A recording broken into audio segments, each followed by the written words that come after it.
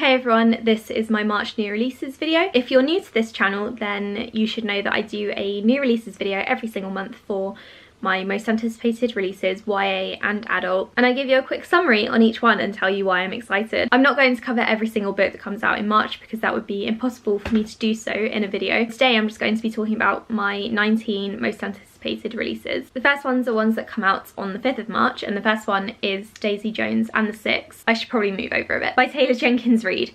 This is set in the 1960s. It's about a woman who joins a band, and that's all I know. I just know that Taylor Jenkins Reid is a very popular author.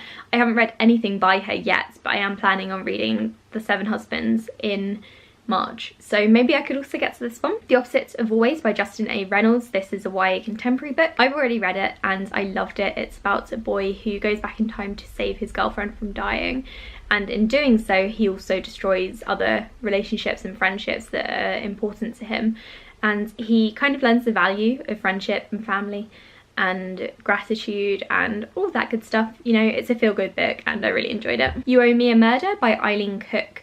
This, I assume, is a thriller. It's about a girl who meets another girl called Nikki on a plane, and the main character talks to Nikki about her problems. Kim, the main character, has an ex-boyfriend who she's very upset over, and Nikki suggests that they swap murders, and then all of a sudden Kim's ex-boyfriend dies and Nikki starts to blackmail Kim and says that she owes her a murder. If You're Out There, which is a YA thriller, it's about a girl whose best friend moves across the country and then starts acting weird on social media, so the main character wants to investigate what's happened to her friend and why exactly she's acting so strange. I do have an advanced reader's copy of this one that I got for free from the publisher, so I'm looking forward to reading this one. I hope I can get to it soon. The Wall by John Lanchester. This is, I guess, a climate change novel. Basically, due to climate change, this country then puts up a wall around it, and this country is an island nation and things are trying to get in over or through the wall. And I'm really looking forward to this one. I hadn't heard about it until I started researching for this video, but I think it sounds quite interesting. The Last Eight by Laura Pohl. This is YA sci-fi set on Earth and aliens invade, and then the main character thinks that she's the only one left, except she's not, and then she gets into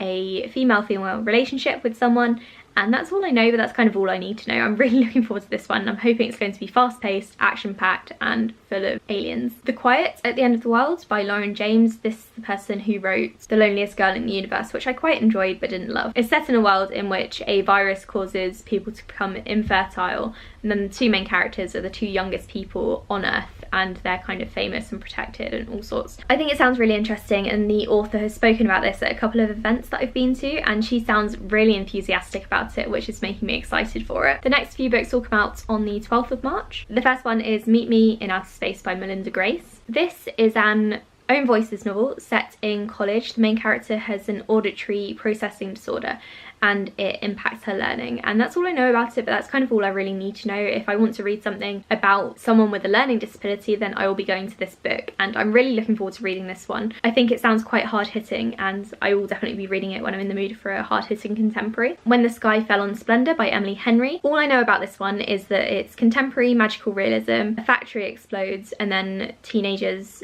join a group to investigate the factory, and also ghosts. So it's a bit of a weird mixture, but I think it does sound quite good. Heroine by Mindy McGuinness. This is a hard-hitting contemporary about a main character who becomes addicted to painkillers and then later on heroin as well.